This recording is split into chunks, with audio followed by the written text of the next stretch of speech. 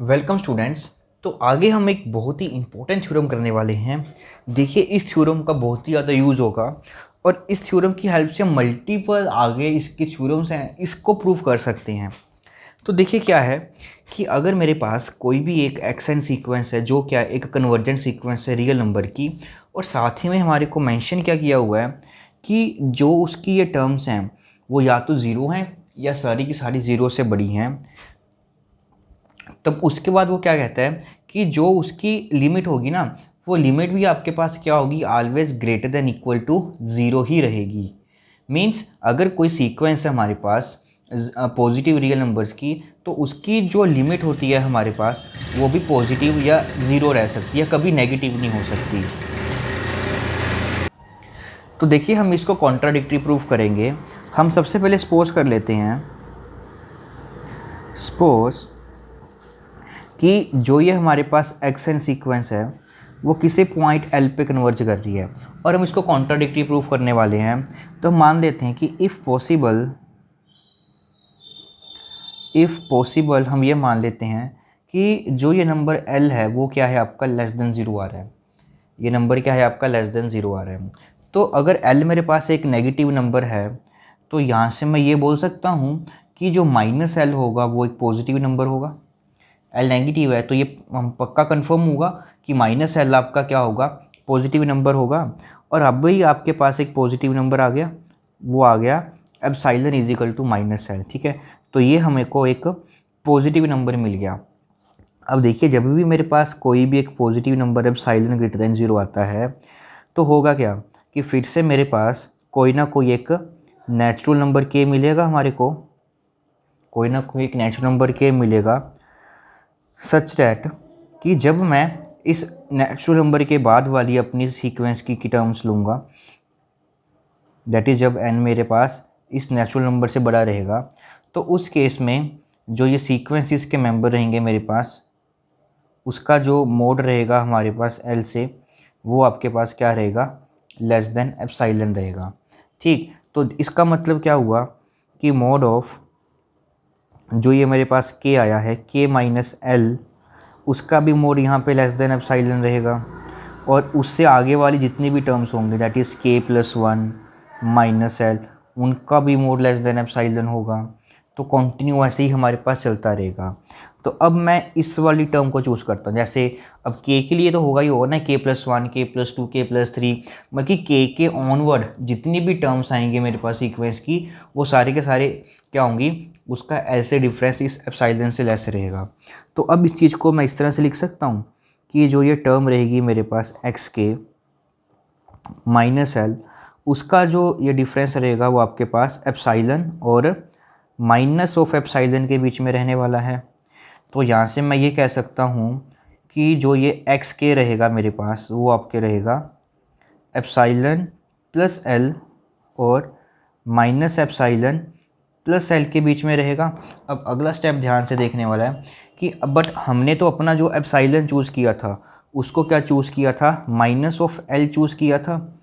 अब एप्सिलॉन को हम माइनस ऑफ एल चूज़ कर देते हैं, तो ये बन जाएगा हमारे पास एल प्लस एल और ये लेस देन हो जाएगा एक्स के और एप्सिलॉन माइनस एल और ये बन जाएगा माइनस एल। तो यहाँ से मेरे को ये कन्फर्मेशन होगी कि अब की बार जो ये एक्स के वाली टर्म है मेरे पास, वो आपके पास लेस देन ज़ीरो आ जाएंगी और ग्रेटर देन रहेंगी 2l के। तो यहाँ से मैं ये बोल सकता हूँ कि जो ये एक्स के वाली ये वाली टर्म है वो कंफर्म हो गया कि वो क्या है, लेस देन ज़ीरो है। पर ये तो कॉन्ट्राडिक्शन आ गई, क्योंकि अभी तो हमको दिया हुआ है कि सीक्वेंस की जितनी भी मेंबर्स हैं वो तो या तो ज़ीरो हैं या ज़ीरो के इक्वल हैं। बट यहाँ से हमारे पास एक ऐसा मेंबर मिल गया जो क्या आ रहा है आपका लेस देन ज़ीरो आ रहा है। तो ये तो कॉन्ट्राडिक्शन आ जाएगी हमारे पास। और ये रिज़ल्ट हमारे पास ऐसा क्यों आया, क्योंकि बेटा यहाँ से हमने ये गलत सपोज कर लिया था कि जो ये L है वो लेस देन ज़ीरो है, तो ये लेस देन ज़ीरो नहीं हो सकता। तो दिस गिव्स अवर कॉन्ट्राडिक्शन। तो यहाँ से हमारा प्रूफ हो जाएगा कि जो L है वो आपका greater than equal to zero रहेगा। तो बच्चों यहाँ से हमने ये चीज़ को प्रूफ कर दिया कि अगर मेरे पास एक्स एन जो सीक्वेंस है वो greater than equal to zero पड़ी है और वो सीक्वेंस कन्वर्जेंट है, तो अगर वो कन्वर्जेंट है तो जिस पॉइंट पे वो सीक्वेंस मेरे पास कन्वर्ज करेगी तो वो पॉइंट भी हमेशा क्या होगा, ग्रेटर देन इक्वल टू 0 रहेगा। अब देखिए इसी के अकॉर्डिंग हम इससे छोटी छोटी सी और बातें हैं वो प्रूफ कर सकते हैं। देखिए क्या कि सबसे पहले अगर हम ये मान लें कि हमारे पास कोई एक एक्स एन सीक्वेंस है जो क्या है, कन्वर्जेंट है, और एक वाई एन सीक्वेंस है वो भी क्या है, कन्वर्जेंट, और हमारे को ये दे दिया कि अब एक्स एन सीक्वेंस जो है वो less than equal to y n है। ठीक, अगर ये एक्स एन सीक्वेंस जो है मेरे पास किसे पॉइंट एक्स पे कन्वर्ज कर रही है, इसको ए ले लेते हैं, ये ए पे कन्वर्ज कर रही है, और वाई एन जो सीक्वेंस है वो हमारी बी पे कन्वर्ज कर रही है। तो यहाँ से हमारे पास क्या इंप्लाइज होगा कि जो ये ए होगा वो आपका less than equal to b रहेगा। ठीक, अब देखिए ध्यान से, अब ये एक्स एन जो सीक्वेंस है वो less than equal to y n पड़ी है और एक्स एन सीक्वेंस ए पे कन्वर्ज कर रही है। तो अब इसको मैं इसी फॉर्म में चेंज कर दूंगा। देखिए कैसे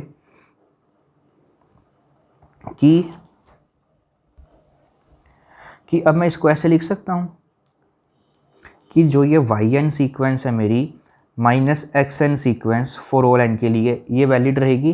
तो डैट मीन्स अब की बार ये आ गया कि y n minus x n sequence वो क्या आ गई, ग्रेटर देन इक्वल टू 0।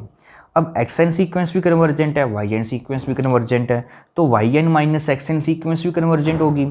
तो ये सीक्वेंस अगर मेरे पास कन्वर्जेंट होगी और वो क्या है, पॉजिटिव टर्म की सीक्वेंस है, बट ये सीक्वेंस हमारी कन्वर्ज किस पे करेगी, वाई एन जो सीक्वेंस है वो बी पे कन्वर्ज कर रही है, एक्स एन सीक्वेंस ए पे कन्वर्ज कर रही है, तो ये इस पे कन्वर्ज करेगी। और अभी अभी हमने यहाँ पर पढ़ा है कि अगर मेरे पास यहाँ पे कोई भी एक सीक्वेंस पड़ी है आपकी, वो पॉजिटिव टर्म की सीक्वेंस है और वो कन्वर्ज कर रही है, तो जो ये कन्वर्जेंट पॉइंट होता है जिस पे वो कन्वर्ज करती है वो भी क्या होता है, आपका ग्रेटर देन इक्वल टू 0 होता है। तो यहाँ से मेरे पास ये इंप्लाइज हो जाएगा कि बी भी आपका क्या रहेगा, ग्रेटर देन इक्वल टू ए रहेगा। तो डैट मीन्स यहाँ से ए हमारे पास क्या रहेगा, less than equal to b रहने वाला है। तो इससे हम ये भी चीज़ प्रूफ कर सकते हैं ईजिली।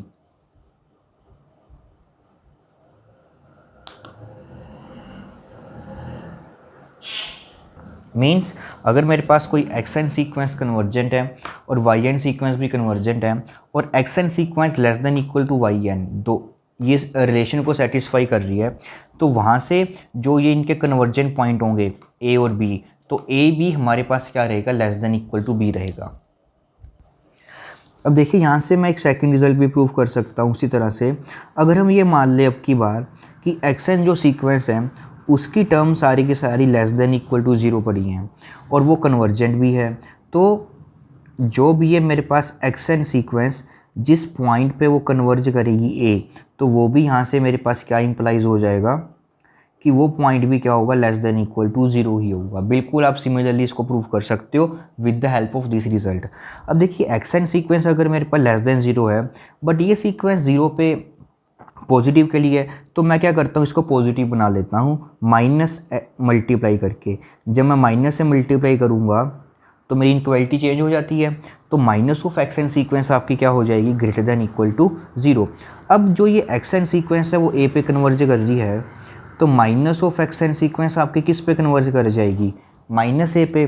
अब माइनस ऑफ एक्स एन एक ऐसी सीक्वेंस मिल गई मेरे को जो कि कन्वर्जेंट भी है और वो कन्वर्ज किस पॉइंट पे कर रही है, माइनस ए पे।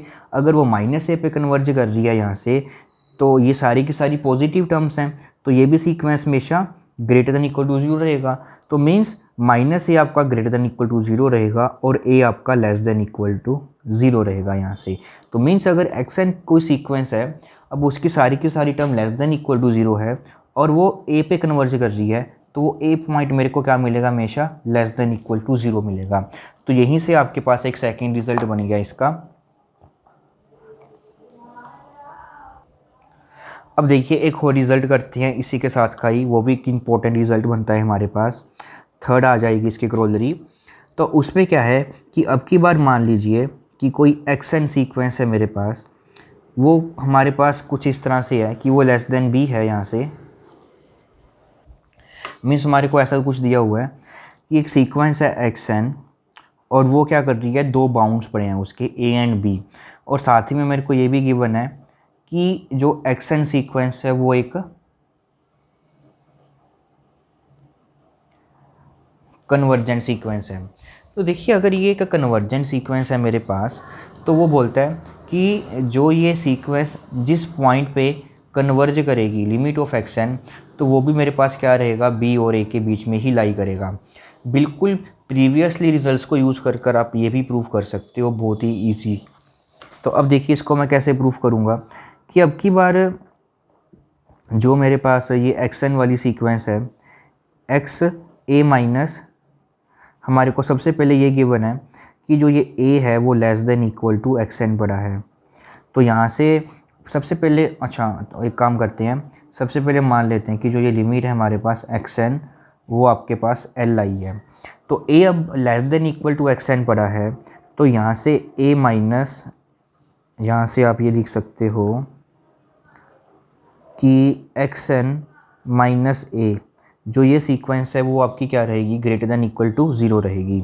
और एक्स एन सीक्वेंस मेरी किस पे कन्वर्ज कर रही है, एल पे, और ए मेरे पास क्या पड़ी है, एक कांस्टेंट सीक्वेंस, वो कहाँ पे कन्वर्ज करेगी, ए पे। तो डैट मीन्स ये सीक्वेंस इस पे कन्वर्ज कर रही हैं और ये पॉजिटिव टर्म्स की सीक्वेंस है। तो यहाँ से मेरे को ये पता चल गया कि एल माइनस ए मेरा क्या रहेगा, ग्रेटर देन इक्वल टू 0 रहने वाला है। अब दूसरी तरफ से हम इसको देख लेते हैं कि एक्स एन सीक्वेंस जो है वो less than equal to b है यहाँ से हमारे पास। तो यहाँ से मैं ये बता सकता हूँ कि एक्स एन माइनस बी वाली जो सीक्वेंस है अब की बार वो मेरे पास लेस देन इक्वल टू 0 है। अब एक्स एन सीक्वेंस एल पे कन्वर्ज कर रही है, ये कांस्टेंट सीक्वेंस है वो बी पे कन्वर्ज कर रही है, तो वो भी तो मेरे पास क्या रहने वाला है, लेस देन इक्वल टू 0 रहने वाला है। तो यहाँ से मेरे को ये कन्फर्मेशन मिल गई यहाँ से कि अब की बार जो L है वो less than equal to b रहने वाला है। और यहाँ से मेरे को ये पता चल गया कि जो L है वो ग्रेटर देन इक्वल टू ए रहने वाला है। तो दोनों को अगर मैं कंबाइन करता हूँ तो कंबाइन करके मेरे को मिल जाएगा कि L less than equal to b रहेगा और ग्रेटर देन इक्वल टू आपका ए रहेगा।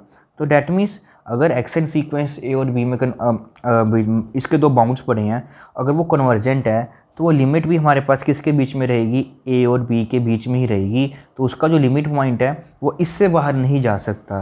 तो देखिए बेसिकली हमने सिर्फ एक ही रिज़ल्ट किया कि अगर x n sequence positive term की सीक्वेंस है या 0 है तो उसकी लिमिट सिर्फ यही पॉसिबिलिटी हो सकती है, कभी नेगेटिव नहीं हो सकती। और उससे ही हमने 3-4 रिजल्ट्स हैं वो ईजिली ड्राइव कर लिए। तो सारे के सारे रिजल्ट्स हमारे को याद होने चाहिए, क्योंकि हमारे को काफ़ी इंपॉर्टेंट इन्फॉर्मेशन देता है कि अगर सीक्वेंस कन्वर्जेंट होती है तो बेसिकली हमारे को क्या होता है कि उसका लिमिट पॉइंट निकालना होता है कि किस पॉइंट पे लिमिट कर रही है, और वो इतना इजी नहीं रहता हर सीक्वेंस के लिए। तो इन रिजल्ट से हम एस्टिमेशन लगा सकते हैं कि अगर कन्वर्जेंट है तो उसकी हमारे को एक रेंज पता चल जाएगी कि जो उसका लिमिट पॉइंट होगा वो इतनी रेंज में ही रहेगा, इससे बाहर नहीं जा सकता। तो इससे थोड़ा सा हमारे को आइडिया हो जाता है, सीक्वेंस के बिहेवियर के बारे में हमारे को अच्छी खासी एक तरह से नॉलेज मिल जाती है।